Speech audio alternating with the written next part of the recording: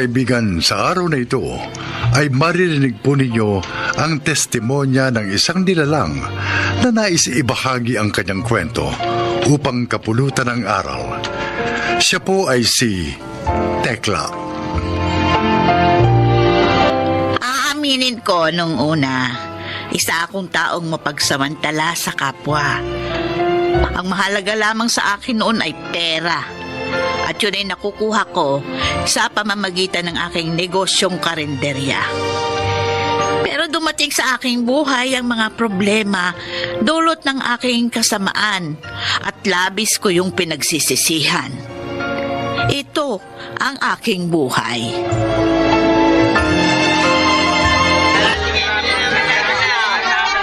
Natay! Oh, Aling Tekla! Ano ba bibili nyo ngayong araw? Ay, kailangan ko ng keso, tomato sauce, Keso. kebab, mantika. O, ayan ang listahan na nakalagay na lahat dyan yung bibiling ko. Bahala ka na. Oh, sige. Ito. Manang Tekla, talaga ba safe kainin yan? Yung mga binili natin dito kay Mang Natoy? Ilang beses na akong bumibili dito ng mga pansahog ko doon sa pagkain binibenta natin sa karinderya. O, wala namang sumakit ang tiyan na. At saka, dito mo na mabibili yung pinakamura tulad ng keso, iba, mantika. Oh, Aling Tekla! Ito nang lahat ang mga kailangan mo. Kailan ang expiration date ng mga ito? Yung mga keso, 2 linggo nang expired. Yung mga iba pa tomato sauce, ka-expired lang yan nung 1 linggo. Pero lahat ng yan, pwede pang kainin yan. Pwede pa. Pwede pa. Bakit walang label yung mga tinda nyo, Mang Natoy? Kung may label yan, nalaman kagad ng mga tao na expired na yung binibili nila. Itong lata ng ibap. Sigurado kang ibap ito, ha? Kasi wala kang palatandaan nilagay. Sigurado kung iba pang mga yan kahit tinanggal ko na yung label. Mang Natoy, talaga bang safe kainin yung mga expired na pagkain tinitinda ninyo? Bakit hindi mo tanungin sa amo mo? Alam mo, Mabel, yung expiration date na yan, keme-keme lang yan. O itong keso, pwede mong kainin kahit na expired, basta walang amag o mabahong amoy. O itong ibap, pwede yan, basta walang kalawang yung lata. Ay, nako, Mabel, sa panahon ngayon, kailangan mo na maging praktikal. Spaghetti, oh. Ay, Aling Tekla, pabili nga nitong spaghetti mo, 6. Tapos anim. palabok 3. Okay, Suki. O, ikaw, Mang Froilan, ano yung order mo? Itong pansit, magkano? Ay, 10 piso lang yan kada order. Itong palabok. 10 piso lang din. Kadalasan, nasa 10 piso lang kada order ang mga tinitindang pagkain ni Aling Tekla. Tulad nitong pansit, yung palabok, spaghetti, sopas, at yung lugaw. Talaga, Estela? Oo! Ang mura naman. Ay, talagang mura ang pagkain ko. Ay, tulong ko na rin yon sa komunidad natin. Kaya nga palagi ako dito bumibili. Kasi sulit ang pera ko. Mura na, malinis, masarap pa. Nako, Aling Tekla. Mukhang magiging suki mo na ako, O, ilan yung order mong pansit at palabok? Bigyan mo akong tigdarawang order sa pansit at saka palabok. Yan ang ipapakain ko sa pamilya ko. Tapos ako, dagdagan mo na rin ng 2 order ng sopas, ha? Sure, Suki. Ay, Mabel. Kailan ka ba matatapos dyan sa niluluto mo? Kanina pa yan na. Maluluto na po tong sopas. Lalagyan ko na lang po ng evap. Aling Tekla, pwede pa ba itong evap? Kasi yung lata may kalawang sa ilalim. Buksan mo nga. Gamitin mo yung abrelata. Titingnan natin kung pwede pang gamitin. Oho. Ayan, bukas na po. Titikman ko lang, ha? Okay pa ito, Magagamit pa natin. Pero Aling Tekla, yung kulay ng gatas parang yellowish na. Talaga namang may pagkadilaw ang evap. Sige na, ilagay mo na yan. Okay, sabi niyo po Ayan, nasalin ko na po. Hintayin ko na lang po kumulo. Oo, bantayan mo lang yan, ha? At ako yung mag-aasikaso doon sa mga customer sa labas. Malapit na mag-alas 10 ng umaga. Siguradong dadagsain niya ako ng mga customer. Aling Tekla! Aling Tekla! Oh, bakit nagmamadali ka? Anong balita? Si Froilan at yung pamilya niya Ah. na food poison. Ang sabi, yung binili nilang pagkain sa inyo ang dahilan kaya sila isinugod ngayon sa ospital.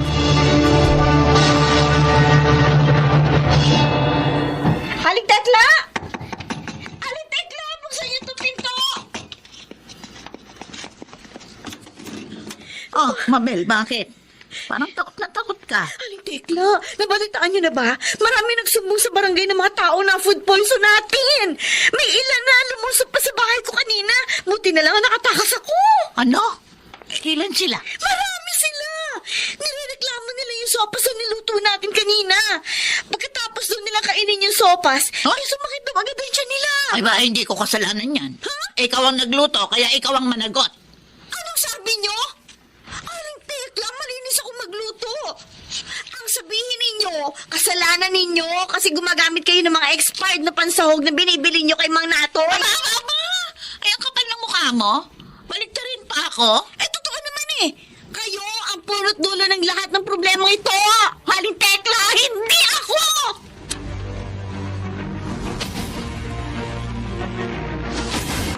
Hoy, Aling Tekla! Aling Tekla! Walang iya ka! Lumabas ka dyan! Aling Tekla! Bakit ba, Stella? Ano ba problema mo? Ikaw! Ikaw ang problema namin! Kaya pala mura yung mga paninda mo kasi galing sa expired yung mga ginagamit ng pangsahog sa binibenta mo pagkain sa amin! Ay, anong pinagsasasabi mo dyan? Sumuko na si Mabel kanina. Inamin niya ang lahat na ikaw ang punot dulo ng food poisoning sa lugar natin! Kasinungalingan yan. Ano kasi nungalingan? Sinisirahan lang ako ni Mabel kasi palpak siyang magluto. Eh, siya nakalason sa inyo, hindi ako. Ay, eto na pala mga pulis. Pulis. Tama pala ang dating namin, Aling Tekla. Ah? Iniimbitahan namin kayo ngayon sa presinto para imbestigahan ang nangyaring food poisoning kung saan sangkot ang karinderya nyo. Ikulong niyo ang babaeng yan! Walang konsensya!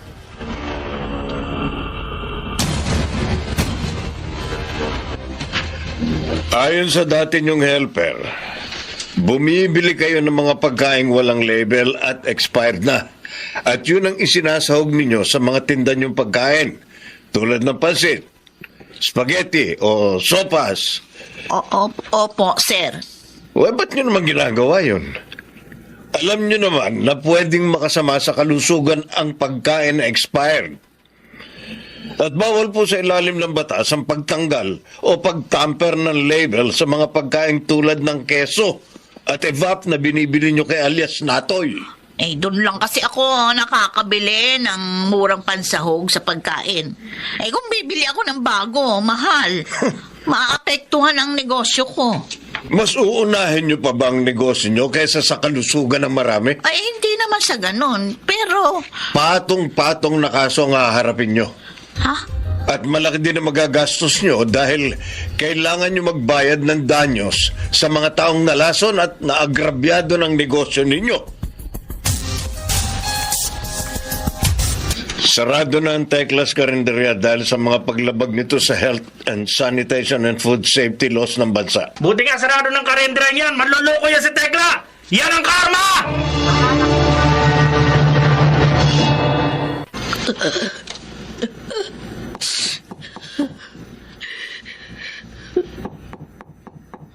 Aling Tekla, pwede ba kayo makausap?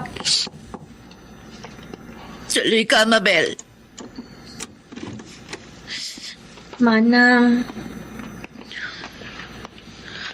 Kung pumunta ka dito para kunin yung sahod mo, pasensya na. Wala akong maibibigay sa'yo. Wala akong pera. Wala na ang karinderya. Ang bahay ko naman kailangan kong ibenta para mabayaran lahat ng danyo sa mga customer na naapektuhan dahil sa ginawa natin. Habang yung natitira kong ipon, napunta lang sa piyansa nating dalawa. Manang, kaya ako po gustong makausap kayo eh. Hindi para kunin yung sahod ko, kundi para magpaalam po sa inyo. Babalik na po ako sa pamilya ko sa Mindoro. Matagal na po nila ako hinihintay eh. Tsaka panahon na po para makapagbagong buhay ako. Ganun ba? Yung tungkol po sa sahod ko, ayos lang po yun sa akin. Kung hindi nyo ibigay, naiintindihan ko po kayo. Mabel, patawarin mo ako. Pati ikaw nadamay pa sa kasakiman ko. Huwag po kayo mag-alala. Napatawad ko na po kayo. Sige po, Manang. Aalis na po ako.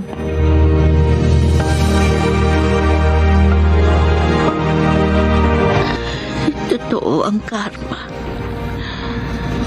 Dahil sa ginawa kong masama sa kapwa ko.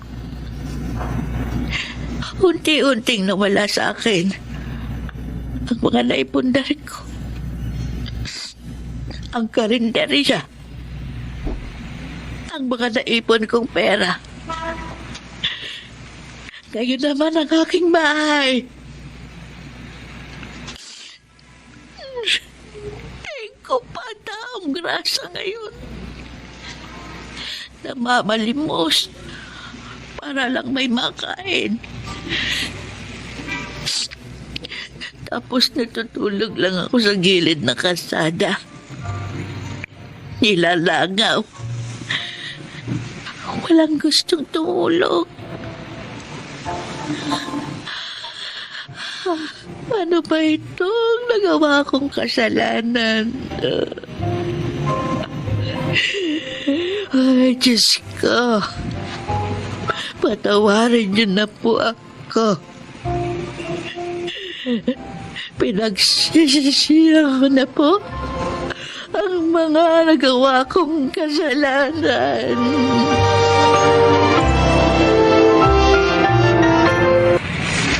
Palimos po. Pangkain lang po. Maawa na po kayo sa akin. Aling Tekla? Ay, Aling Tekla, ikaw ba yan? Estela? Oh, bakit kayo nagkaganyan? Kaya pala kayo biglang nawala sa barangay natin? Yung pala, nandito kayo, namamalimos? Nakarma na ako sa mga kasalanang nagawa ko sa inyo noon. Sana mapatawad mo ako, Estela. Kung isa ka sa naagrabyado ko noon. Wala na yun sa akin. Matagal ko na kayong pinatawad. Salamat. Uy, siya nga pala. Baka gusto niyong sumama sa akin sa simbahan. Doon, sa Immaculate Conception. Pwede nila kayong matulungan sa sitwasyon niyo ngayon. Sige. Sasama ako sa iyo.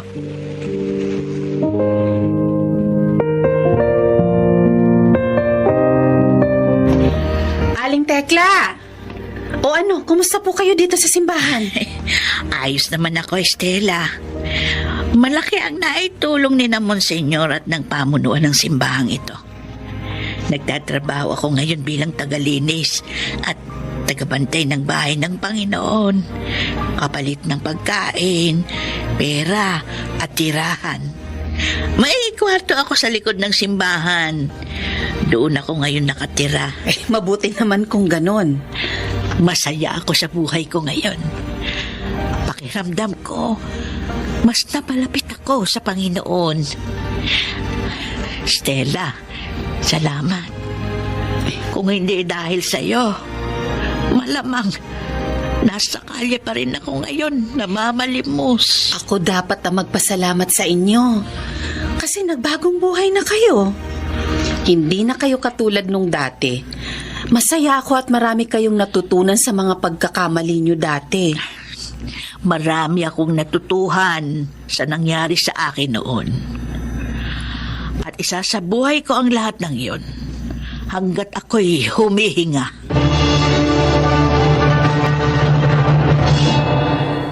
Oo, marami akong aral na natutuhan sa mga karanasan kong yun. At yun ay nagagamit ko ngayon sa aking pagbabagong buhay. Sa ngayon, patuloy pa rin ako sa paglilingkod sa Diyos sa pamamagitan ng paglilinis at pagbabantay sa kanyang sagradong tahanan. Itinuon ko na rin ang aking sarili sa mga proyekto ng simbahan, lalo na kung may kinalaman sa pagkakawang gawa. Sana'y magsilbing inspirasyon ang aking kwento sa lahat.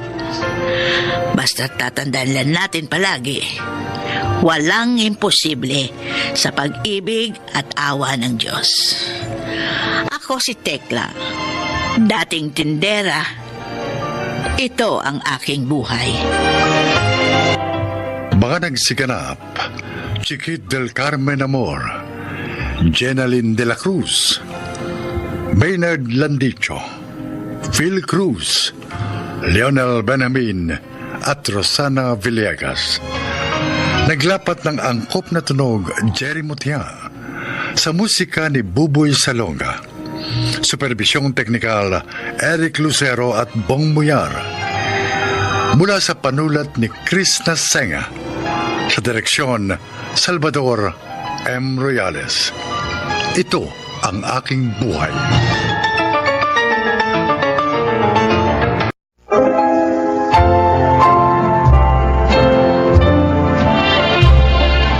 Magandang araw po mga giliw naming tagapakinig.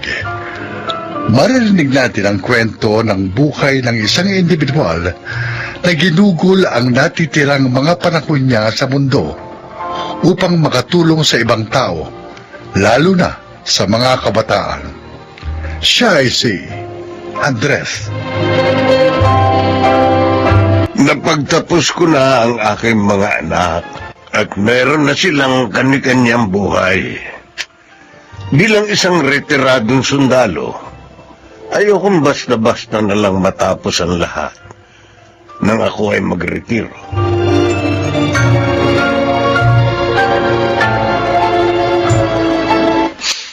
Sorry po, Lolo Andres. Sa totoo lang, labis akong nalulungkot sa nangyari sa iyo, Fatima. Pero wala na tayong magagawa. Nariyan na yan. Kailangan mong harapin yan. Sorry po, hindi ko natupad ang pangako ko sa inyo na magtatapos ako. Ayos lang. Hindi pa naman huli ang lahat. Kapag nanganak ka na, maaari mo namang ipagpatuloy ang pag-aaral mo. Tama na yan. Huwag ka na umiyak. Makasasama yan sa dinadala mo. Sige na, umuwi ka na sa inyo. Magpahinga ka at talagaan mong mabuti ang bata dyan sa sinapupunan mo. Huwag kang mawawala ng pag-asa. Maabot mo pa rin ang mga pangarap mo kahit may anak ka na. Tandaan mo yan, Fatima. Opo, Lolo Andres. Maraming salamat po sa pangunawa ninyo.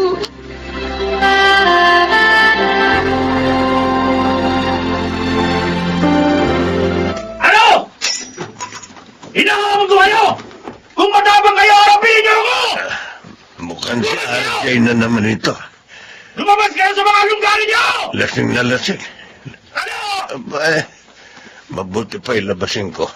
Labas! Nasaan ba yung tsinelas ko? Huwag na pala kayo eh! Hala niyo ha? RJ! Hindi naman, Andres. Gabing-gabi na't lasing na lasing ka na. Bakit hindi ka pa umuwi sa inyo? Eh, may umahamon sa akin dito eh. Kaya ngayon dito na ako. Ayaw namang lumabas. Eh, mga duwag eh. Diyan umuwi ka na. Matulog ka na. Ayoko. Hihintayin ko siyang lumabas para magkaalaman na kung sino talagang magkabang. Matulog ka na. Umuwi ka na. Sige na. Sige na. Bakit ka ba rin? Halika ka na. Umuwi ka na. Iwan mo ako. Huwag mo sabi akong pakialaman.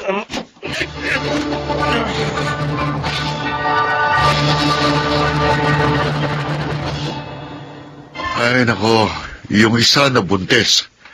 Ito namang isang lasinggero, nasuntok pa kayo. Hindi naman niya sinasadya. Lasing yung tao. Pinagtatanggol niyo pa talaga, ha? Grabe. Hindi na talaga ako makapaniwala sa inyo pa. Kung pwede ka lang, pagagawan ko na kayo ng rebulto. Noel, Nasayang lang lahat ng perang ginamit mo para papag-aralin ng mga yan. O, tingnan mo ngayon. Mga wala namang narating sa buhay. Wala man lang mga utang na loob. huwag kang magsasalita ng kanyan. Maaaring hindi ngayon, pero natitiyak ko. Magbubunga rin lahat ng sakripisyo ko para sa kanila. Kung ako sa'yo pa, yung pensyon mo, ibili mo ng maraming property. Yayaman ka pa lalo. Kaysa naman gastusin mo dyan sa mga walang kwentang yan. Huwag na huwag mo silang tatawaging walang kwenta, Noel. Ah, Kayong magkakapatid, hindi rin naman kayo perpekto. Naging sakit ng ulo rin kayo sa akin nung mga kabataan ninyo. Pero sumuko ba ako sa inyo? Inurin ko ba kayong mga walang kwentang tao? ang sinasabi ko lang, ayaw namin makita na kung kailan dapat nagre-relax ka na, dahil retired ka na, napeperwiso ka pa ng mga pinagagawa sa buhay nitong mga scholars mo. Hindi ako napiperwisyo. Bahala na nga kayo, total. Pera nyo naman ang ginagastos nyo sa kanila. Hindi ako nawawala ng pag-asa sa kanila. Alam kong magbubunga rin ang lahat.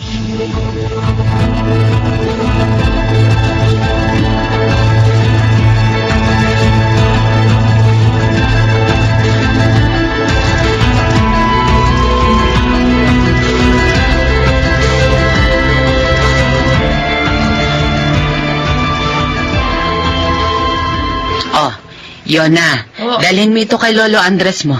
O sige, Nay. Ingatan mong pagbitbit niyang lalagyan, ha? Baka matapon niyang sabaw. Opo. Sabihin mo, salamat kamot nakabayad ka na para sa semester na ito, ha? Opo, Nay. Alam ko na po sasabihin ko. O siya, sige na, sige Ay, na. Nay. Pakiabot nga po yung school paper namin na nandiyan sa itas ng divider. Papakita ko sa kanya yung article na sinulat ko. Ay, oo, mabuti pa nga. Para matuwa naman sa'yo yung matanda. Tiyak! Mapaproud siya sa akin.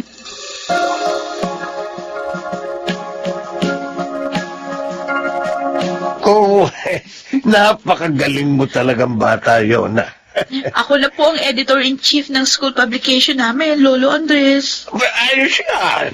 Salamat po. Kung hindi dahil sa inyo, hindi ako makakapagpatuloy ng pag-aaral. Oh, Nung mamatay si tatay, akala ko hindi na ako makakatungtong sa koleyo. Kasi hindi naman kami kayang pag-aralin ng sabay-sabay ni nanay. Pero dahil sa inyo, nakapag-aral uli ako. huwag mo nang banggitin yan. Masaya ako na makita kayong nag-aaral at natututo. Ang mga kabataang kagaya nyo, dapat nasa eskwelahan, nag-aaral. Kaya hanggang kaya ko, tutulungan ko kayo. Kaya nga po, Lolo Andres, pagbubutihin ko po ang pag-aaral ko para hindi masayang ang pagtulong nyo. Pangako po yan.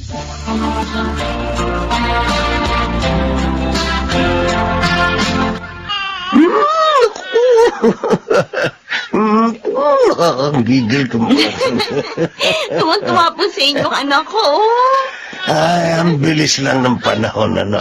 Oo nga po. Salamat po sa pagbisita niyo sa amin, Lolo Andres. Hindi na po ako bumisita uli sa inyo kasi nahihiya po talaga ako eh. Oh, ba't ka naman mahihiya? Kung gusto mo mag-aral uli, sabihin mo lang sa akin. Magtatrabaho po muna siguro ako para may panggastos kami ni baby. Sigurado ka. Opo. Pero maraming salamat po ha. Kung hindi niyo po ako tinulungan, siguro kahit high school, hindi ako nakagraduate. At least, 2 taon na lang po sa kolehiyo ang tatapusin ko. Kapag nakaipon ako ng konti, mag-aaral po ulit ako. Salamat po dahil ipinaunawa ninyo sa akin kung gaano kahalaga ang edukasyon. Oh, Pangako po, Lolo. Kung hindi man agad-agad, pero babalik po ako sa inyo na may daladalang diploma.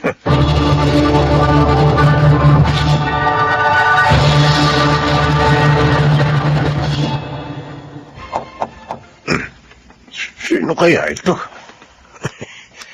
Ay, Ninong Andres, Sino?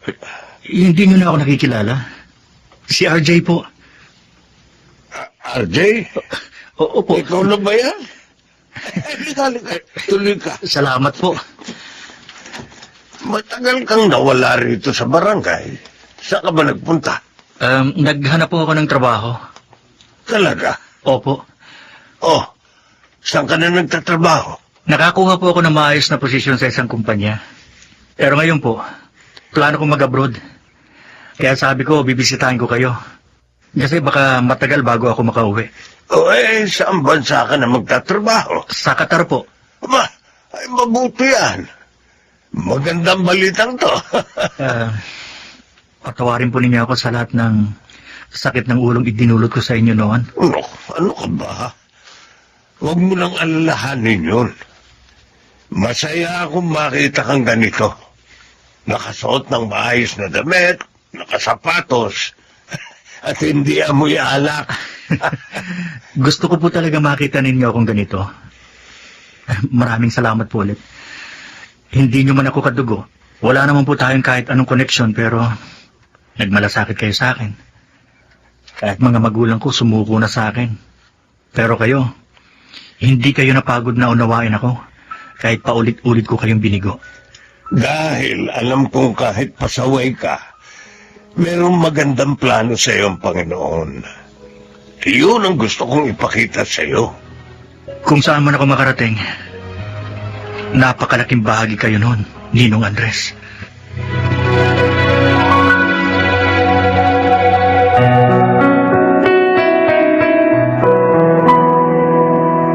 Pa, kanina pa kayo dyan sa salamin, ha?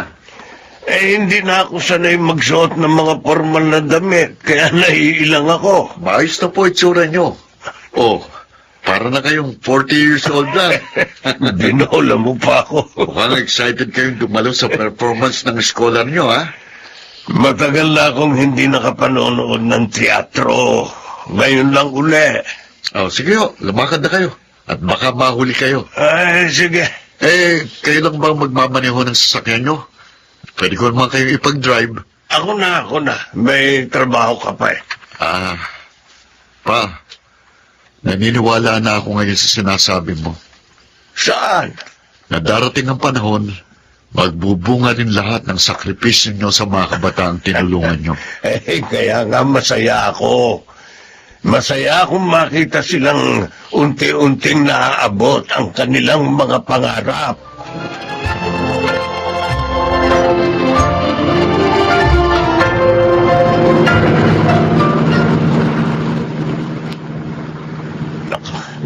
Mukhang mahuhuli na ako.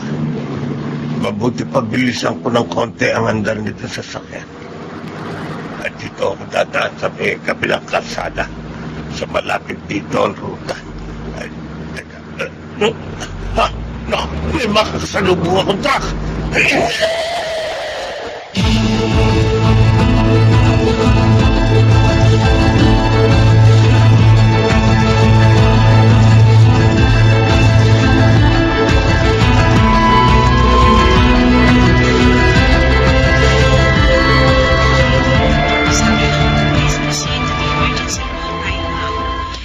Lolo, kumusta na po kayo? Naku, sorry po. Dahil sa akin, kaya kayo na aksidente. Ako akala ko patay na ako. Dalawa na lang mo sila ngayon. Kanina halos buong barangay ang gustong pumasok dito sa ward. Hindi naman siya naggrabe kaya huwag na kayong mag-alala. Salamat sa pagbisita, mga apo. Lolo Andres, magpagaling po kayo. Oo.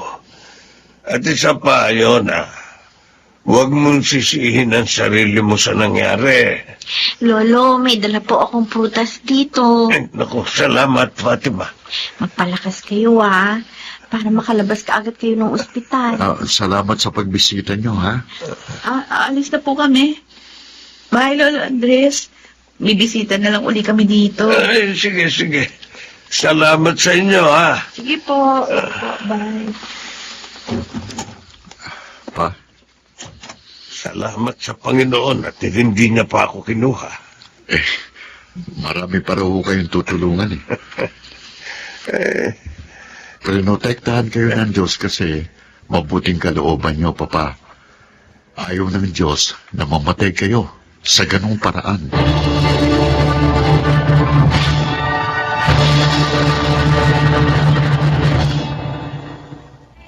Sa kasalukuyan, isang estudyante na lang ang tinutulungan kong makapagtapos ng pag-aaral. Si Yona, nakagraduate na at meron ng trabaho. Si Fatima naman, nakabalik na sa pag-aaral. Pero kaya na niyang suportahan ang sarili niya. Maya't maya may bumibisita sa akin at nagpapasalamat. May iba naman na nakalimot na. Pero masaya ako dahil alam kong saan man sila naroon ngayon, may naidulot na buti ang minsang kong pagtulong sa kanila. Kung sakaling kunin ako ng Panginoon, masaya akong magpapaalam sa mundo dahil alam kong kahit paano may nagawa ako para sa ibang tao. Ako si Andres at ito ang aking buhay. Kahit kailan, hindi magiging mali ang pagtulong sa kapwa. Minsan, hindi ito nasusuklian ng anumang material na bagay. Ngunit, may biyaya namang ibinibigay ang Panginoon kapalit ng mga kabutihang ating nagagawa.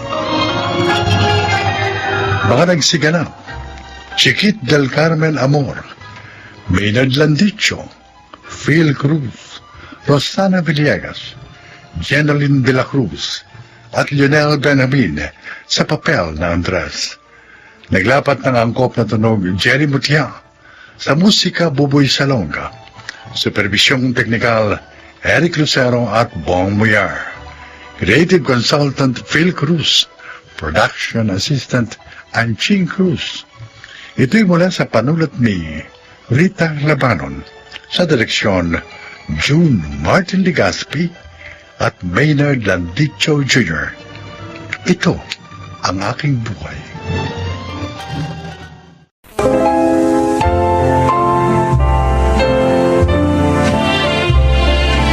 Magandang araw po mga giliw naming tagapakinig. Isa na namang kasaysayan ang inyong maririnig na kapupulutan ng aral sa buhay.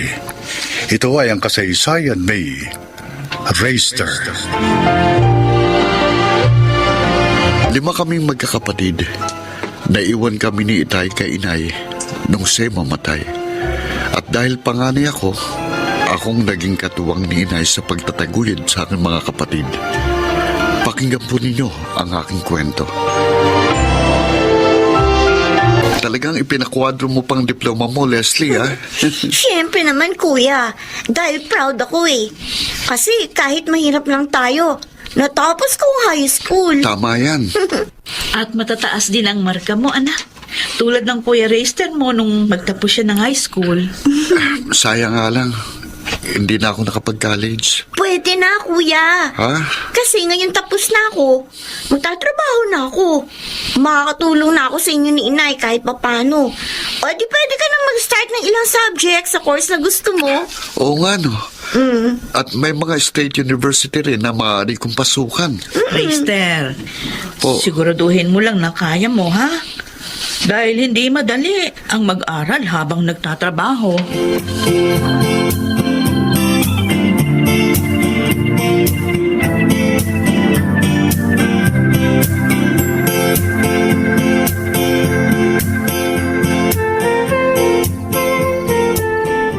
Balot!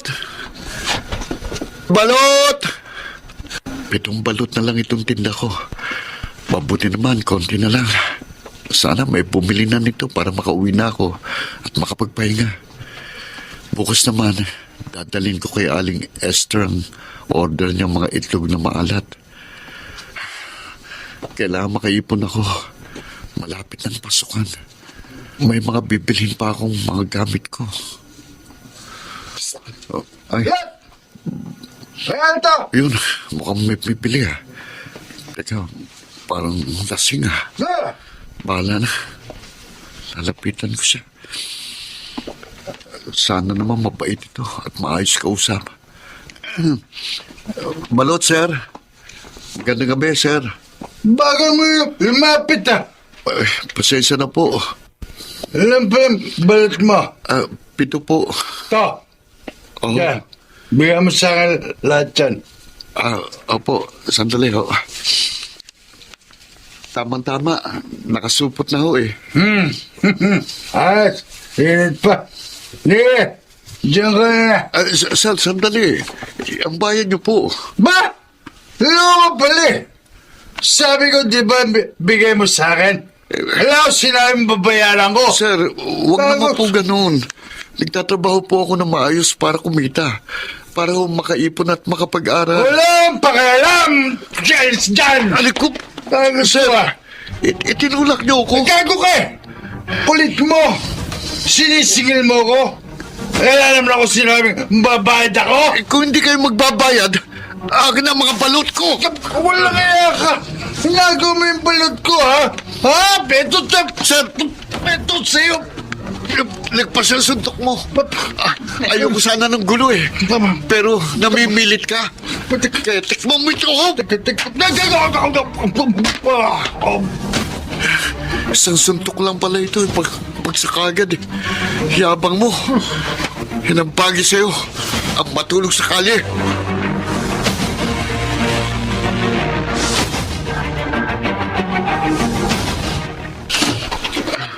Rayster, anak! Oh. Napano yung mukha mo? Wala ito na eh. Ha? Dahil lang ho sa isang lasenggo na gustong kunin ng walang bayad ang mga balot ko. Ano? Wala bang tumulong sa iyo? Wala pong tao sa lugar na eh. Pero hindi naman po niya nakuha ang mga balot. Lumaban po ako na suntukin niya ako. Kaya ayun, naiwan ko po siyang tulog sa kalye.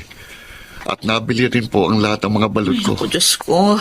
Salamat na lang at nakaligtas ka doon sa walang yang yun. Bakit naman kasi inom maglalasing pagkatapos mamimirwisyo ng kapwa nila? Oo nga po eh. Mahirap na nga ang buhay. Pinabibigat pa nila. Anak, mabuti pa kaya eh. Iwan mo na yung pagtitinda ng balot. Oo. Tulungan mo na lang ako sa paghahangot pagtitinda ng mga isda. Doon ka na rin sa palengke magtinda ng mga itlog na maalat. Nag-aalala kasi ako. Baka sa susunod, madisgrasya ka na. Sige po, Nay. Tutulungan ko na lang po kayo.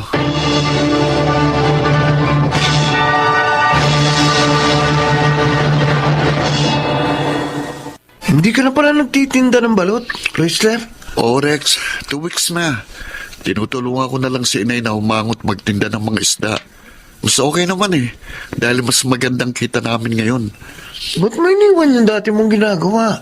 May nakaaway kasi kung lasing. Nag-aalala si inay na baka sa susunod, madisgrasya na ako. Kaya sinunod ko na lang siya.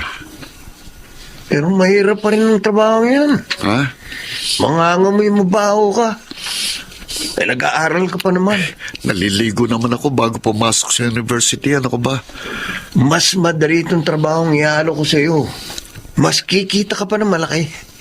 At kung magiging matalino ka lang, pwede ka pang yumaman. Talaga? Oo! Teka, ano bang trabaho yan? Baka mahirap. High school lang ang natapos ko. Kayang-kaya mo to, pre. Kahit nga, hindi ka nakapag-high school.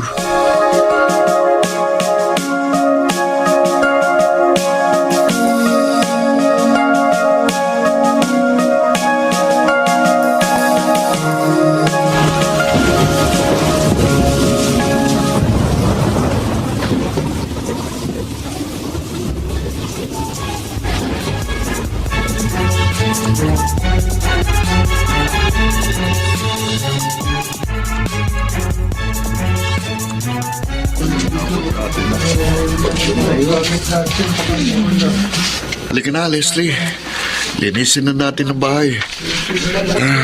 Ang tatlo na nating kapatid ang magbabantay ng mga gamit natin dito sa evacuation center.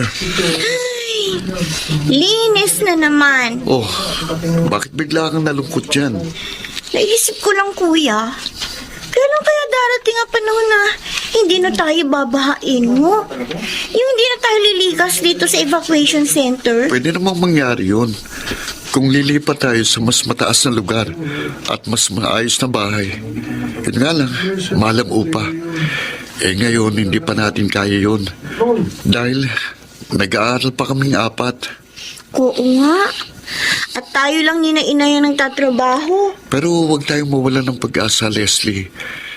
At huwag tayong tumigil sa pagsisikap. Malaligpasan din natin ang kahirapang ito. Sana nga, kuya. Tara na maglinis. Alalahanin mo. May pasok pa mamaya sa trabaho mo.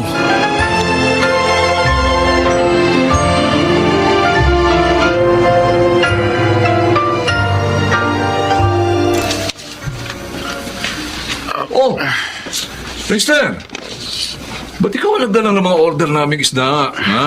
Nasaan si Aling Bilin? May sakit si Inay, Dindo. Ha? Kaya ako na lang ang humango at nagtinda ng mga isda ngayon. Ay, ganun ba? Teka, sandali nga. Oh, ito ang bayad namin. Oh, ayan. Oh, sa'yo na, suklay, sa'yo na. Ako, salamat, pre. Mukhang mucho ka ngayon, ha? Okay, ikaw naman lang talaga. Lagi ako mucho. Ha? Maganda kita ko sa trabaho ko eh. Lagi pa ako mabango, ha? At may mga bagong gamit, ha? Di ba umalis ka na sa fast food? Fast food? Naku, matagal na, pre. Matagal na. Mas maganda na ang trabaho ko ngayon. Gusto mo, sama ka? Ha? Ha? Oo, tuturuan kita kung paano gagawin. Kasi, Dindo, baka katulad niya ng trabaho ni Rex. Naku, pre. Oh, Niyaya din ako ni Rex doon. oh. Pero ayoko. Delikado yun eh. Alam mo, pre, mas maganda yung tulakan ko. Ha? Malaki na ang kita. Safe pa, pre. Ha? Ganito lang gagawin, ha? Sige. Oh. Makinig ka.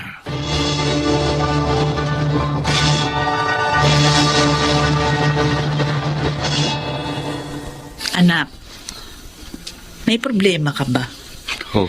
Kasi ilang araw ko nang napapansin. Matamlay ka.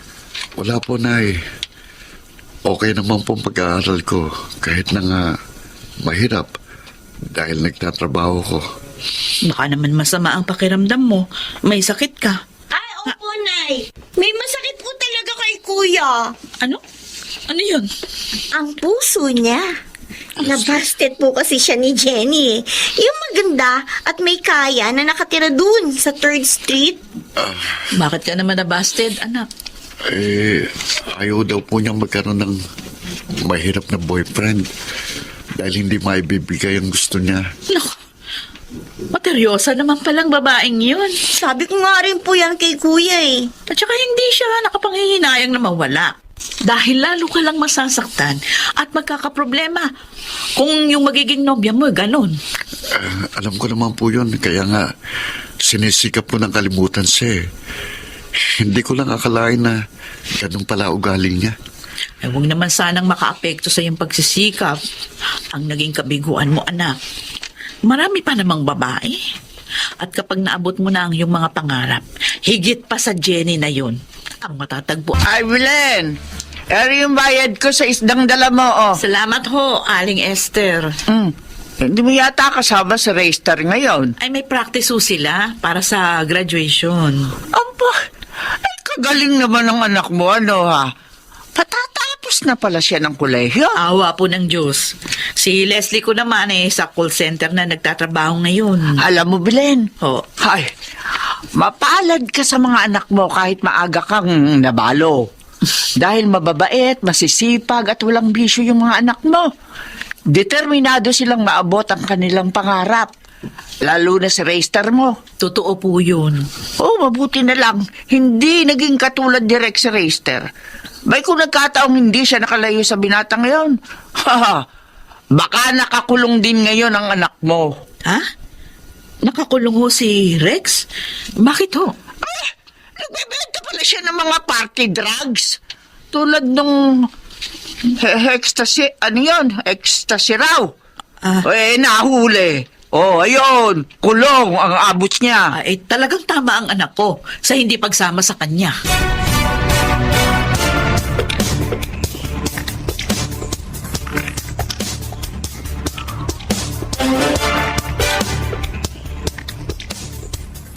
Wow! Ang ganda ng bahay natin, kuya! Dito, hindi na tayo babahain pa. Oo nga. Hindi na tayo laging pupunta sa evacuation center. Pero, kuya, sure ka ba na kaya nating upahan to? Oo naman. Kaya ko ng upa rito. Maging ang bayad natin sa tubig at ilaw. Maganda naman ang sweldo ko sa pinapasukan kong bangko. Ay, kuya, nabalitaan mo na ba yung nangyari kay Dindo?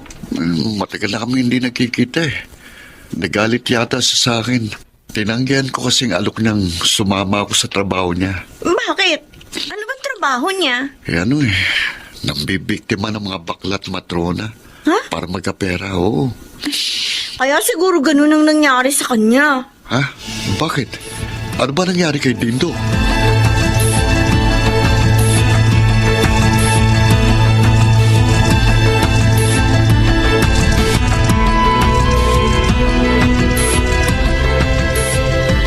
Dindo, pare, hindi ko akalaing ganyan kalalang nangyari sa'yo. Binugbog ako lang. Anak lang matrolang sugar mami ko, Esther. Natuklasan kasi nila na meron pa akong ibang syota. Halos masira ang kagwapuhan mo, pre. Naku, Ilang ipin mo pang nabungi, Oo nga eh. Ilan yan? huwag mo na bilangin. Ngayon ko napatunayan, pre, na tama ka sa pagtanggi sa halo ko sa'yo noon. Ngayon tapos ka na ng college. At may maganda kang trabaho, pre. Pare, pwede rin naman magkaroon ka ng magandang kapalaran. Basta't may sipag at tiyaga ka lang. Determinasyon at matibay na pananalig sa Diyos.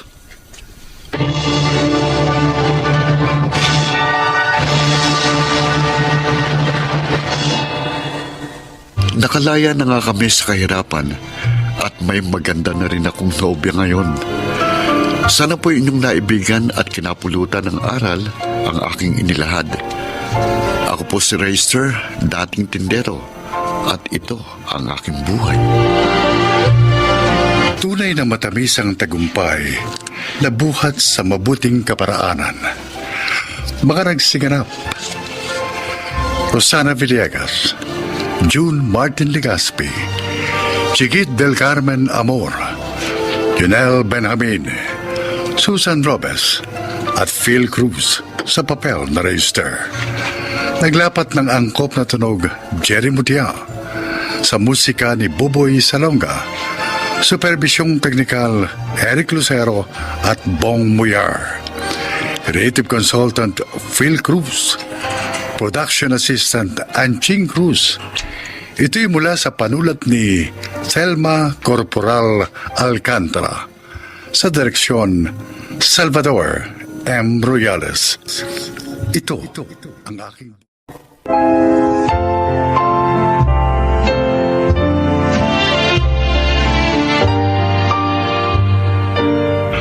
Mga kaibigan, sa araw na ito ay maririnig po ninyo ang testimonya ng isang nilalang na nais ibahagi ang kanyang kwento upang kapulutan ng aral. Siya po ay si Cora.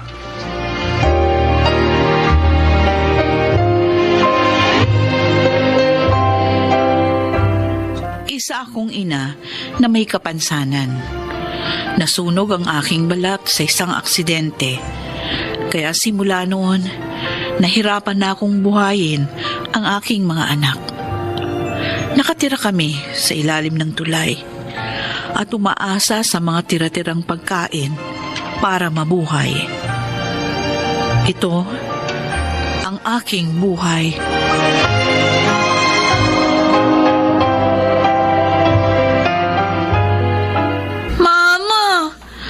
Kanina pa po tayo naghihintay dito.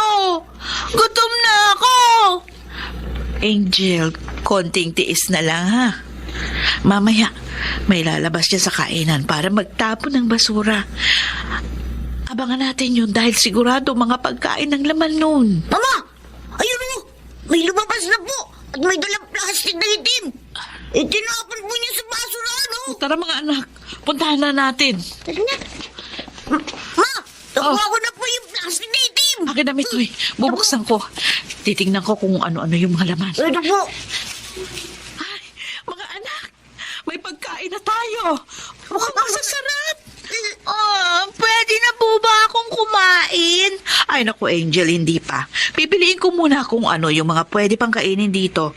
Tapos lulutuin ko ulit para mamatay yung mga mikrobyo.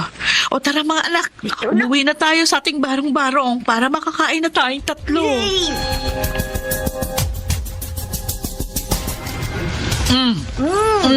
Ano mga anak? Nasarap ba? Opo. Lalo na po yung mga balat ng fried chicken. Sarap. Ako naman po. Gusto ko yung lumpia Shanghai. Kahit na tira-tira, masarap naman. Niluto at sinarapan kong mabuti yan para ligtas kainin. O sige na, kain lang kayo ng kain. Sarap, sarap. Wow. Ay. Ma, bakit po kayo natigilan sa pagkain? Hindi mo ba masarap yung pating nakuha nyo? Pasensya na kayo mga anak kung hindi ko kayo napapakain ng maayos. Alam ko delikado itong kinakain natin pero wala akong maisip na ipakain sa inyo. Ang hirap kasi ng buhay. Wala akong mapasukang trabaho kasi tingnan niyo naman ang itsura ko. Hirap akong kumilos dahil sa balat ko. Mama, di naman po namin kayo sinisisi kung ganito ang naging buhay natin. Ang importante lang naman po, magkakasama tayo. At may nakakain pa rin tayo kahit papano. Pero huwag kayong mag-alala. Kapag may pagkakataon ako, pakakainin ko rin kayo ng malinis at sariwang pagkain.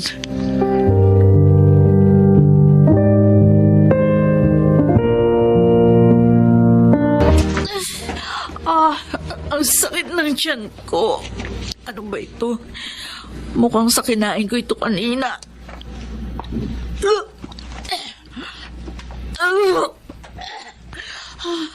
Buti na lang, hindi sumakit ang tiyan ng mga anak ko. Mama, bakit gising pa po kayo? Masakit po bang tiyan nyo? Oo, anak. Siguro dahil doon sa kinain ko kanina. Pero kaya ko to. Idudumi ko lang to tapos mabilis yung mawawala ang sakit ng tiyan ko. Sigurado po kayo? Sige na, anak. Matulog ka na. Opo, ma.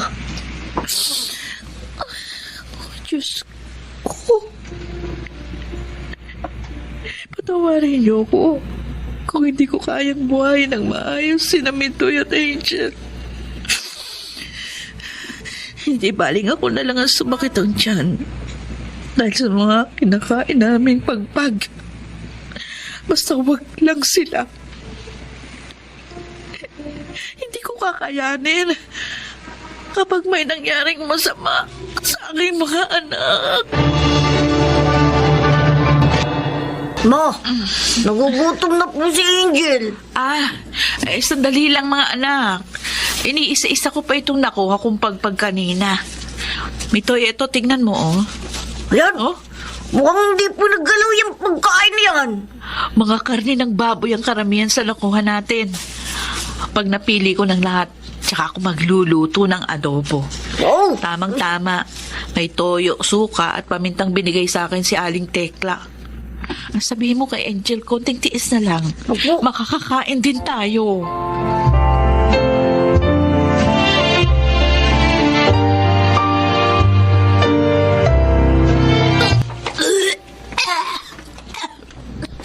Angel? Oh, Diyos ko! Ano nangyayari sa'yo? Ang sakit po ng tiyan ko, Mama. Tulungan niyo po ako. Mitoy! Mitoy, halika, dali! Bakit po? Ang kapatid mo! Sumasakit ang tiyan. Tulungan mo akong kargahin. Hihingi tayo ng tulong. Opo.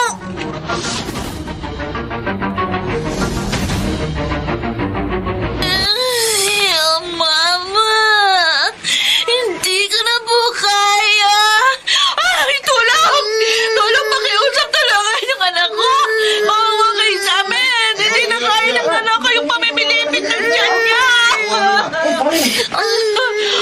Tulungan niyo kami, nakikiusap ako. po! Iligtas yung anak ko!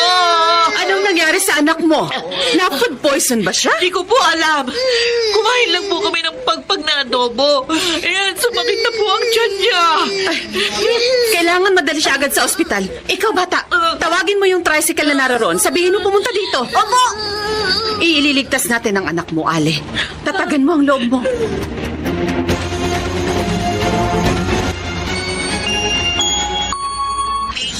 Doktor, kumusta na po ang lagay ng anak ko? Ligtas ng bata. Tama kayo. Sumakit ang tiyan niya dahil sa kinain niyang pagpag. Mrs., hindi po talaga safe kainin ng mga pagkain nang galing sa basura dahil contaminated na ito ng mga mikrobyo na pwedeng magdulot ng sakit sa sino mang kakain nito. Wala po kasi kung mapapakain sa mga anak ko. Mahirap lang po kami. Wala pong trabaho. Hindi po ako matanggap dahil sa itsura ko. Kaya pagpag lang po ang kaya kong ibigay sa kanila. Ganun ba? Opo. Pasalamat tayo sa Diyos dahil naagapan ang sakit ng anak mo. Dahil kung tumagal pa yan, pwede niya yung ikamatay. Ay, sige, Mrs. May asikasuhin pa akong ibang pasyente, no? Maiiwan ko na po kayo. Salamat po, Doktor. Opo. Salamat po, iniligtas yung anak ko. Anong sabi ng doktor? Ligtas na daw po ang anak ko. Naku, maraming salamat sa inyo. Tinulungan niyo ako madala si Angel sa ospital. Ano po palang pangalan nyo? Cora po. Ako si Mrs. Cruz. Nagtatrabaho ako bilang social worker sa DSWD. Huwag ka mag-alala sa babayaran dahil ako na ang sasagot ng bills. Ako na rin ang bahala sa mga gamot ng anak mo. Ano ko, Mrs. Cruz? Malaking bagay po itong ginawa niyo para sa amin. Ilalapit ko rin sa DSWD ang mga anak mo. Baka meron silang maitulong sa inyo.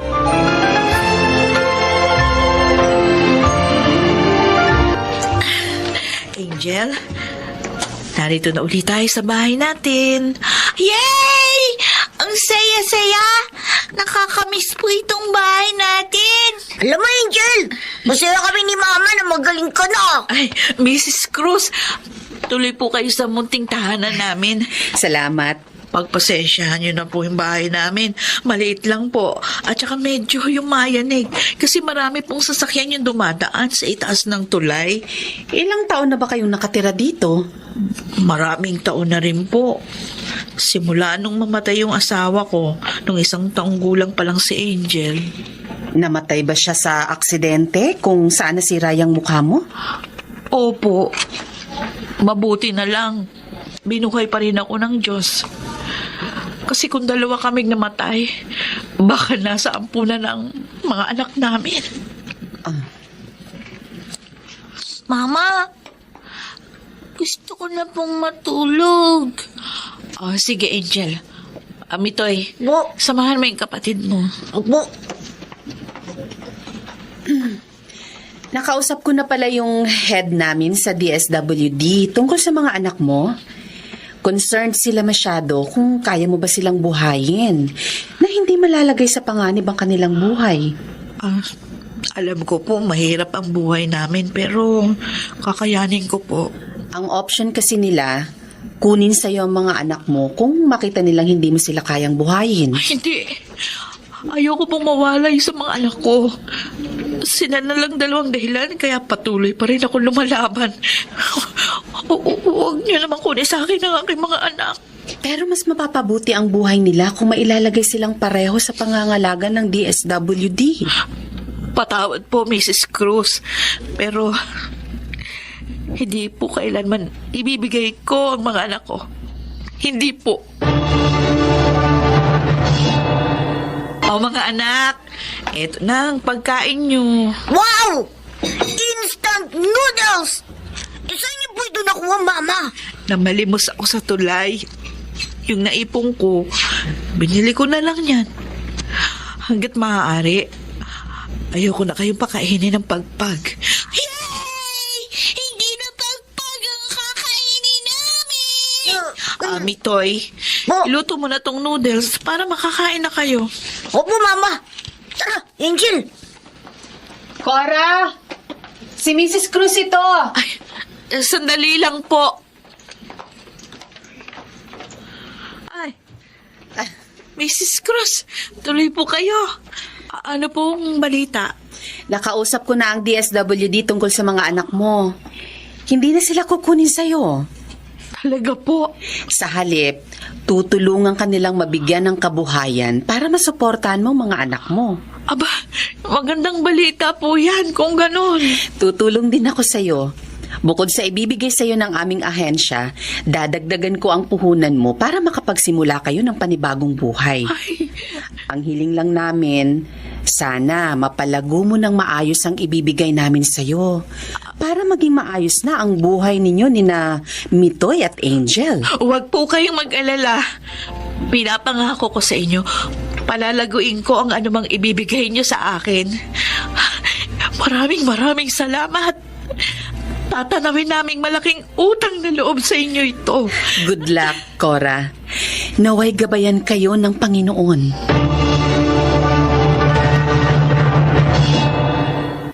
Napapalago ko ng maayos ang puhunang binigay nila sa akin. At sa ngayon, hindi na kami kumakain ng pagpag. Nabigyan din kami ng gobyerno ng pabahay at hindi na rin kami nakatira ngayon sa ilalim ng tulay. Bilang ina, parang nabunutan ako ng tinik sa dibdib nang makita kong umaayos na ang buhay ng aking mga anak. Ako si Cora at ito ang aking buhay. Mga nagsiganap: Rosana Villegas, Chiquit del Carmen Amor, Phil Cruz, Maynard Landicho, Jenaline de la Cruz, at Lionel Benjamin. Naglapat ng angkop na tunog Jerry Mutia, sa musika ni Buboy Salonga, superbisyong teknikal Eric Lucero at Bong Muyar. Mula sa panulat ni Chris Nasenga, direksyon Salvador M. Royales. Ito ang aking buhay.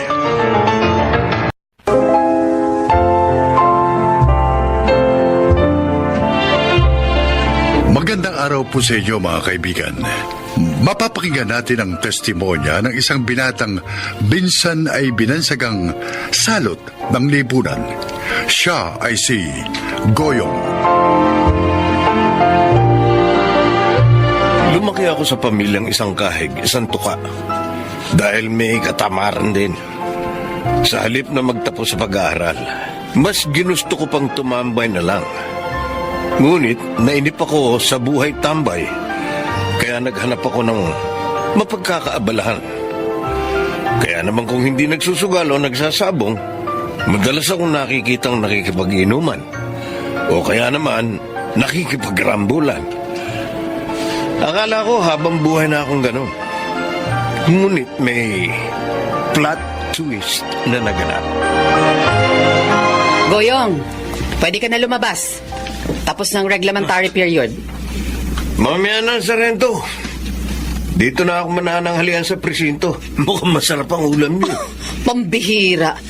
Ginagawa mo na yata ang hotel itong selda rito sa Station 3. Sisihin mo yung mga kabarangay namin.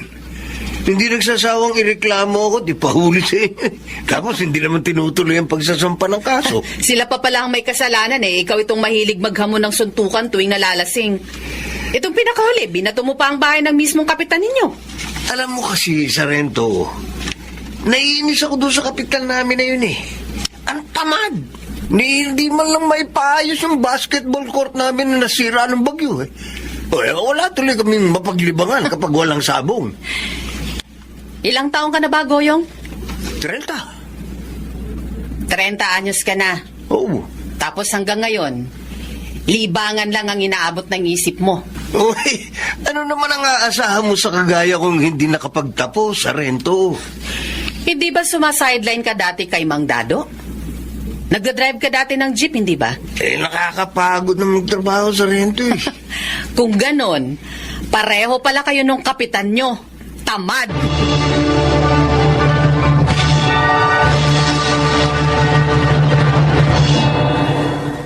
Oh, Tinay, saan ka ba galing?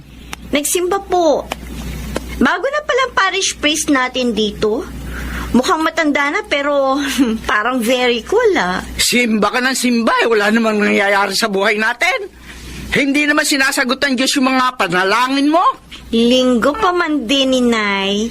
Pwede ba? Huwag na kayo maglitanya. Ay, anong gusto mong gawin ko? Manahimik. Pagod na ako sa buhay natin ganito. Ang tatay mo araw-araw lasing.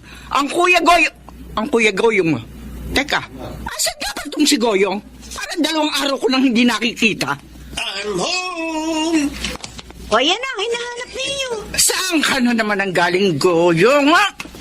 Arin ako. Ano ba? Ba't kayo nangahampa? Saan ka nang galing? Saan pa? Eh di sa presinto. Tarantado Hindi mo yan. na naman yan nagpapalipas ng magdamag eh. Tiyaran! O ayan, may take out pa ako.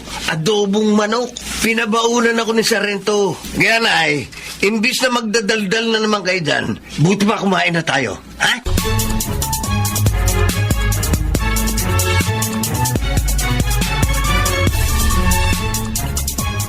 Ay, Panginoon. Kailan mo ba babaguhin ang kapalaran ng pamilya namin? Pagod na rin ako sa ganitong buhay. Isa pa, nakikiusap pa ako sa inyo, Diyos ko. Baguhin mo na ang Kuya Goyong ko. Natatakot na ako. Baka isang araw, hindi na siya sa presinto mapunta, kundi sa... Inay! Si Inay? Inay! Oh, Nay, bakit po? Ang Kuya Goyong mo! Ang Kuya Goyong mo! Bakit? Ano po nangyari kay Kuya Goyong?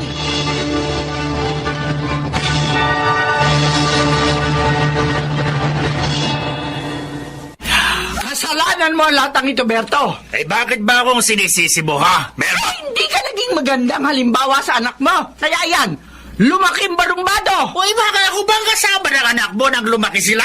Ha? Ikaw nag-aalaga sa mga bata noon pa dahil nagtatrabaho ako. Eh tapos ngayon, ibabalik mo sa akin ang sisi. Sa iyo natutunan ni Goyong yung iba't ibang bisyo. Uy, tigilan mo na nga ako, Melba. Imbes na bukangaan mo ako, asikasuhin mo yung anak mong nasa ospital. Kung may maayos ka sanang trabaho, eh di nakapagtapos sana yan ang pag-aaral niya. Hindi eh. Eh yan, tumatambay lagi, naglalasing, naghahanap ng karambulan. O sige na nga ako na. Ako na ang may kasalanan ng lahat ng kamalasang nangyayari sa pamilyang to. Ako na. Ikaw lang ba naman ako nanalo sa'yo? Ikaw naman ang palaging tama.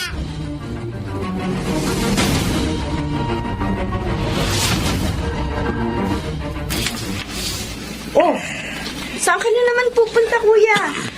Di pa naghihilom yung sugat mo sa kilay mo tapos nangingitim pa yung paligid ng kaliwa mong mata, oh. Nabuburyong na ako rito sa bahay. Kuya, muntik nang himatayin si nanay na makita kang duguan. Akala niya nabasag na yung bungo mo. Ang drama nyo. Oh, Kuya Goyong, sabi ko umalis eh. Kuya! Hoy! Pahala ka na! Tigas ang ulo mo!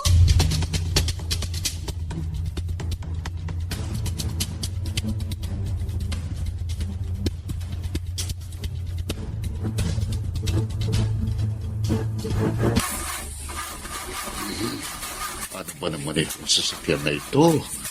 Kung kailan ako nagmamadali, saka naman nagpapapansin.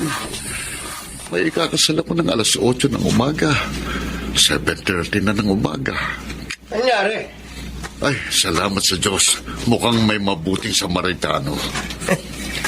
Ano yan? Eh, ayaw mag-start ng makina eh.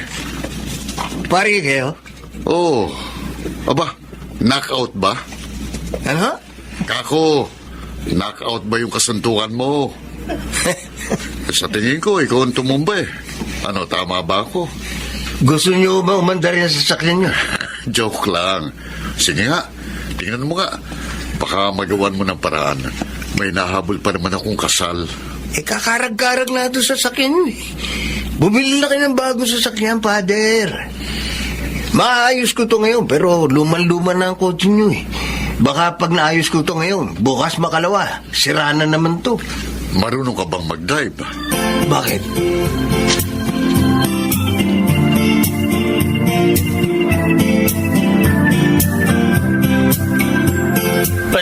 Goyong, ikaw ba yan? Wow! Ayos ang forma mo, kuya. Ayos ba? Uniforme mo ba yan? Oo, tay. Ipinatahi ako ni Father Bon. Para raw kapag isinama niya ako, hindi ako nahihirapang maghanap ng isusuot. Ba? Isang buwan ka pa lang kay Father Bon.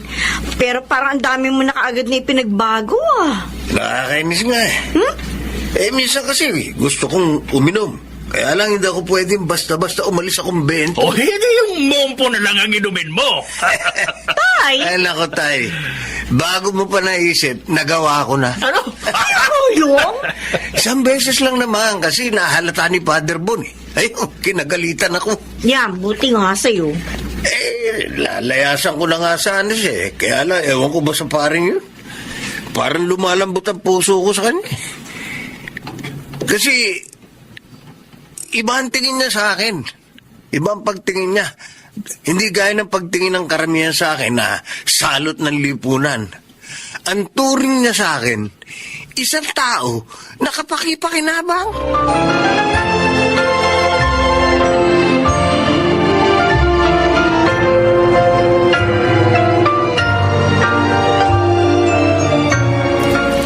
Magandang umaga po, Father. Oh, Melba, napasyal ka. Ay, may dala po ako sa inyo. Ba, ano ito? Mga bagong pitasuyang abukado. Ba, mukhang masarap ito ah. Salamat. Si Goyong nasa kabilang opisina. May tinuturo ang mga kabataan. May activity kasi kami sa susunod na linggo. Magaling din palang magsayaw ang anak mo. Magsasayaw sila ng may kanta sa simbahan. Kaya siyang nagtuturo. Ay, nasilip ko nga po kanina. Father Bon, maraming salamat po. Alam niyo ho ba, dati ho kasi sakit ng ulo ko yung si Goyong. Sa totoo lang, naku, hinihintay ko na lang na may magbalita sa akin na napatay na yan ng mga kaaway niya. Doon kasi ho sa amin, palagi yan naghahamon ng away. Lalo na kapag laseng. Pabalik-balik na ho yan sa istasyon ng pulis. May ang sabi ko, kung hindi siya ang mapapatay, siya makakapatay. Melba, walang imposible sa Panginoon. Kaya niyang baguhin ang buhay ng isang tao, basta't magtitiwala lang tayo sa Kanya. Father, maraming salamat po sa pagturing sa kanya bilang parang anak niyo na rin. Mabait naman si Goyong. Wala lang kasi siyang nakakasalamuhang mga tao na maaaring gumabay sa kanya. Ang mga kaibigan niya, mga barumbado rin. Kaya nakikisabay na rin siya sa ugali nila. Ngayong nailayo na natin siya sa mga taong gano'n ang ugali, nakikita na natin ang totoong pagkatao ni Goyong.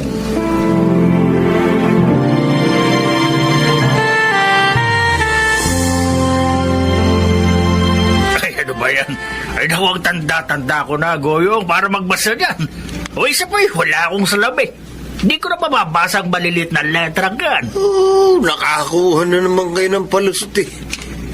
O sige, pagdating ng sweldo ko, Ano? ipagagawa ko kayo ng salamin sa mata. Ha? Para lang makapagbasa kayo ng Biblia. Ay, naku, wag na. Gagastos ka pa eh. Huwag ka na kasing kumontra, Tay. Uy, naku, isa ka pa. Tinay, sama mo nga ito si tatay itong linggo kapag nagsisimba ka. Ay, oo, kuya. Sige. Tay, Oh, alam ko, corny itong sasabihin ko para sa inyo. ano yan? Pero, alam nyo, masarap pala ang buhay kapag malapit ka sa Diyos. Minsan, akala natin, wala na tayong pag-asa. Wala na tayong mararating sa buhay. Pero kapag isinuko mo pala ang buhay mo sa Diyos, pati mga problema mo, unti-unti mong makikita ang pagbabago.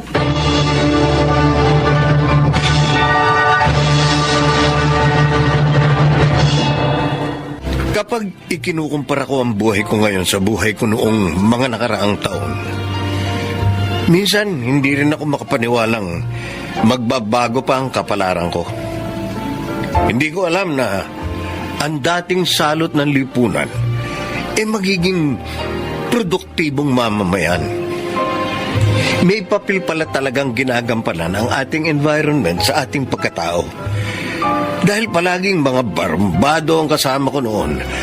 Kaya ganun na rin ako. Pero nang nakilala ko si Father Bon at ang iba pang mga naglilingkod sa simbahan, nag-iba na rin ang ugali ko. Higit sa lahat, nakilala ko ang Diyos. Ako si Goyong at ito ang aking buhay. Habang nabubuhay ang isang tao, hindi imposible ang pagbabago, lalo na kung gugustuhin niyang magbago. Mga nagsiganap: Chiquit del Carmen Amor, Susan Robles, Jeneline de la Cruz, Baynard Landicho, Phil Cruz, at Lionel Benamin sa papel na Goyong. Naglapat ng angkop na tunog Jerry Mutia, sa musika ni Boboy Salonga.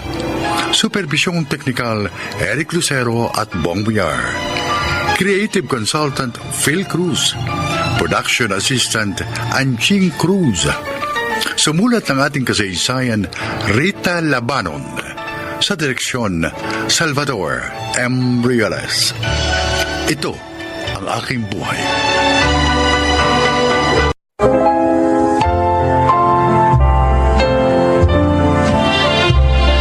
Magandang araw po mga kaibigan.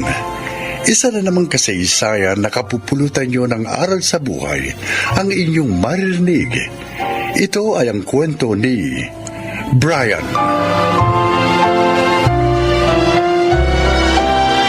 Panganay ako sa amin ni Lorna. 20 anyos lang ako noon nang pumanaw si Itay. Makaraang ilang buwan, nagkasakit si Inay at nasunog ang aming bahay. Kaya naman upang mabuhay, napilitan akong kumapit sa patalim. Nalabis ko naman pinagsisihan.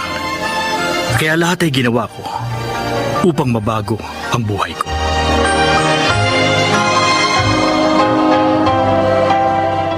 Ay, sa wakas, makakapagpahinga na rin ako. Pagod na pagod ka na naman, kuya. Di bale, masaya naman ako, Lorna. Dahil malakas bumenta ang karinderya ko. Oo nga, anak. At dahil doon, naipaayos mo na itong bahay natin. At may 2 tricycle ka na rin pamasada. Oo nga. At naipundar kong lahat ng ito sa loob lang ng 3 taon. Nagtagumpay kang baguhin ang iyong buhay, anak. Abay, pwede ka nang mag-asawa. Naku, inay, palagay ko po, malapit nang dumating ang panahong yon. Malapit na makapag-asawa si Kuya Brian. Ano ba naman yung sinasabi mo, Lorna? Naku, huwag ka nang magkaila, kuya. Halata ko yan. May gusto ka sa kaibigan kong teacher, si Janine.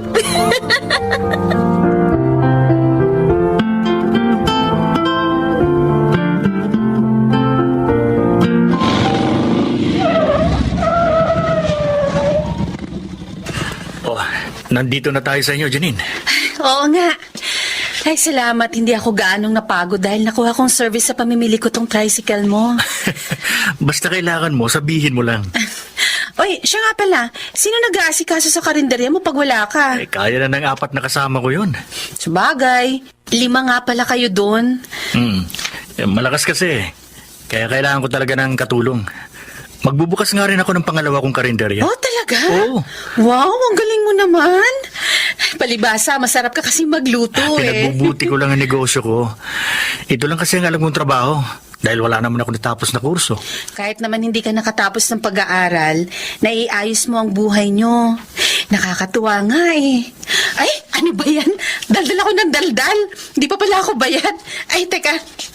Eto. Eto pala yung bayad na, ko. sige na. Okay na. Okay na yun. Nakakaya naman, Brian. Okay lang. Ilang beses mo na akong hindi pinagbabayad. Okay lang, walang problema.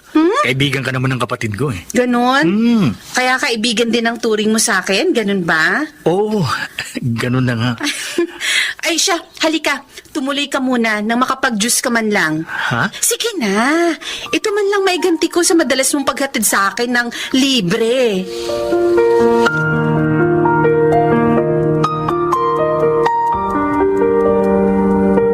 Ano, tapos ka na mag-check ng mga test papers ng mga estudyante mo, Ma'am Lorna? Oo, Ma'am Janine. Kaya nga nagpunta na ako dito sa inyo para makapagkwentuhan sa'yo. Bored ka ba sa inyo? Paano ako lang kasi mag-isa dun ngayon? Nasa sina Brian at Aling Elisa. Ay, hayon, tinulungan ni Inay si Kuya. Ngayon ang opening ng pangalawa niyang karinderya Oh, ang sipag talaga ng kuya mo, ah. Maswerte ang mamahalin niya. Totoo. Kaya maswerte ka. Ano? Ikaw talaga? Kung magsalita ka, hindi naman liligaw sa akin si Brian. Pero mahal ka ni Kuya. Nahihiya lang siya magtapat sa'yo. Nahihiya? Bakit naman? Baka raw kasi hindi mo siya tanggapin kapag nalaman mo ang lahat. Ang alin yun, Lorna? Ang madilim na nakaraan ng kuya ko.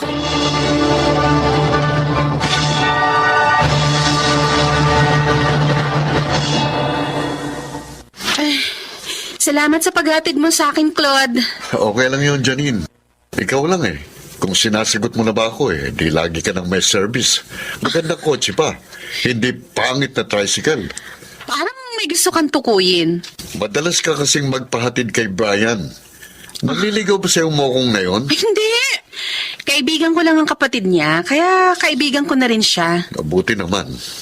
Nagsaselos ka ba? Janine, hindi siya bagay sa'yo.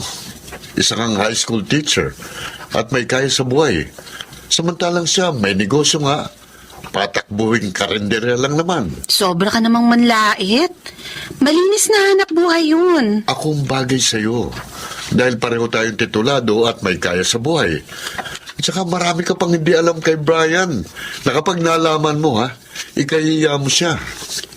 At least siya, naiayos niyang buhay niya. At hindi niya tinatapakan ng iba para lang maiangat ng sarili niya. Janine. Pasensya ka na, Claude. Biglang sumama ang pakiramdam ko Pwede ba? Umalis ka na.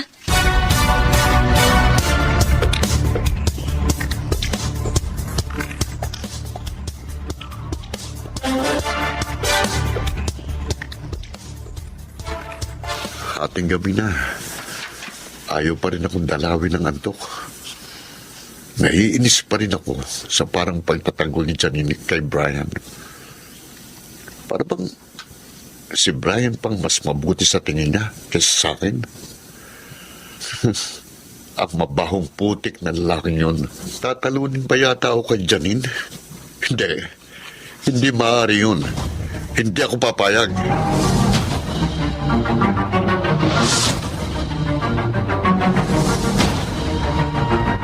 Anak, sabi mo napagod ka sa pag-aasikaso ng mga karinderya mo.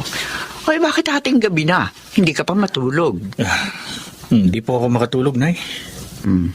Si Janine ba ang iniisip mo? Nay, inihatid po siya ni Claude kanina sa bahay nila. Dadalawin ko po sana siya pero nang makita ko sila, hindi na po ako tumuloy. Manliligaw ba niya ang lalaking yan? Yun po ang sabi ni Lorna. Dapat kasi anak, magtapat ka na rin sa kanya nang hindi ka na nahihirapan pa ng ganyan. Natatakot po ako na Nag-aalala ako.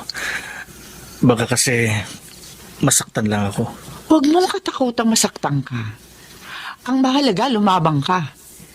Mahirap yung nasasaktan ka dahil wala kang ginagawa. Nay, alam niyo naman po ang dahilan kaya nag-aalala ako. Lahat ng tao ay may karapatang magmahal at mahalin.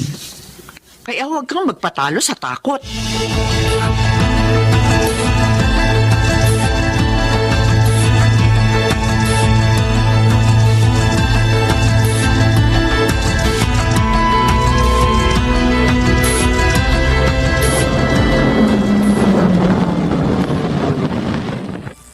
Hi, Janine.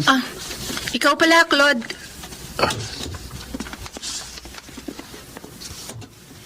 Nahirapan kang sumakay? Okay lang, may darating ding tricycle. Halika, ihatid na kita. Wag na. Salamat na lang. Sino gusto mong maghatid sa'yo? Ang putik na si Brian? Wala siyang ginagawang masama sa'yo. Kaya huwag mo siya kamakin. Talagang pinagtatanggol mo siya?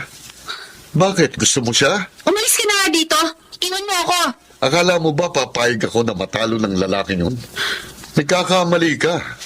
Halika, halika. Rico, bitiwan mong braso ko. Oo, kapag nakasakay ka na sa kotse ko. Hindi ako sasama sa'yo. Ayoko. Bitiwan mo sabi ako eh. Hoy! Huwag mong pakialaman ang girlfriend ko, ha? Huwag ka maniwala sa kanya, Brian. Hindi ko siya nobyo. Hindi ka niya nobyo, Claude. At ayaw niya sumama sa'yo. Igalang mo naman sanang babae. Huwag ka nga magpaka-gentleman. Hindi bagay sa'yo. Dali sa kamputik, dating bilanggo. Huwag mo siyang pagsalitaan ng ganyan, Claude. Nagsasabi lang ako ng totoo. Dating bilanggo ang taong yan. Nakulong. Dahil sa pagpe-perform ng malaswa sa isang gay bar. At nagbebenta rin siya ng laman sa mga bakla niyang parokyano. Oh, Claude, alam ko yun. Dahil kapitbahay nilang pinsan ko sa dati nilang tinirhan. Isa siyang lalaking hostess. Kaya huwag mo nang aksayain pang panahon mo sa lalaking yan, Janine. Halika, halika na. Hindi. Dali. Ayoko sumama sa'yo, Brad. Halika. sabing bitiwan mo. Halika. Walang iya ka. Brian! Sinuntok mo ako, ha? Teka, ito naman ang ganti ko sa'yo.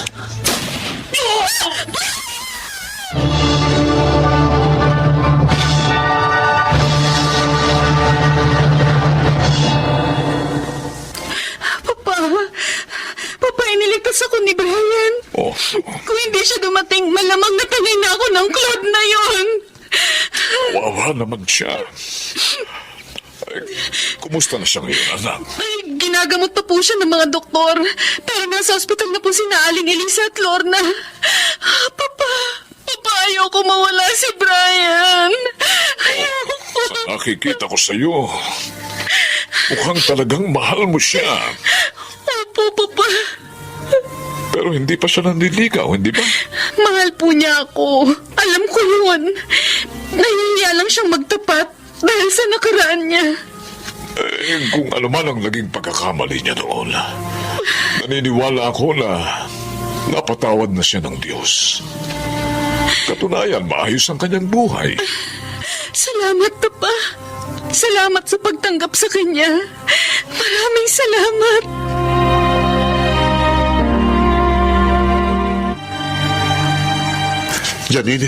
Janine, salamat. Dinalaw mo ko. Pinuntahan kita. Hindi para dalawin, kundi para sabihin sa'yo na hindi lang ang pamilya ni Brian ang nag-file ng kaso laban sa'yo. Maging ako. Janine, patawarin mo na ako. Nagawa ko lang yung sa labis na pagmamahal ko sa'yo. Masahol ka pa sa bilanggo, Claude. Pinagtangkaan mo ng masama ang iyong kapwa. Kaya dapat lang na magtusa ka.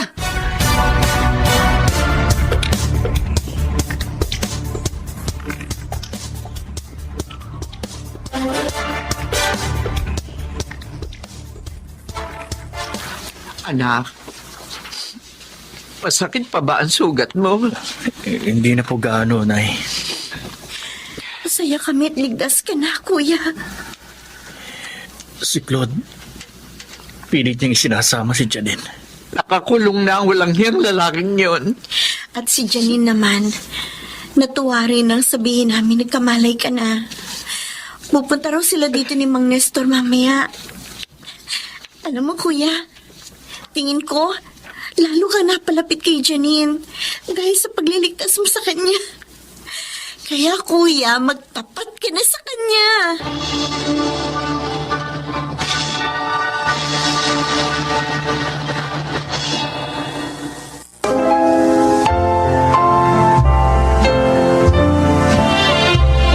Kasal na kami ni Janine ngayon at may isa ng anak.